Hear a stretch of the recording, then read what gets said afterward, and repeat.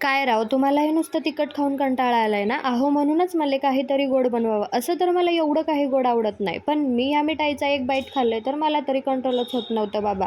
म्हणूनच मी ते पूर्णपणे पटकन खाऊन टाकले. हलवाईवाल्यापेक्षाही टेस्टी, बाहेरून क्रिस्पी, मधून लुसलुशीत अशी ही बालुशाही एकदम सोप्या पद्धतीत आपण पण घरच्या घरी बनवू शकतो बरं का. काय नाही हो, त्यासाठी एक बाउल घेतले, त्यात मैदा घेतले, त्यामध्ये चिमूटभर मीठ, बेकिंग पावडर, तूप आणि पाणी टाकून चांगलं त्याला मिक्स करून घेतले. पण एकदम हलक्या हाताने मळून घेतले बरं का. चासणी बनवून घेण्यासाठी कढई घेतले, त्यात साखर, पाणी टाकले, केसर व इलायची आणि कलर टाकले.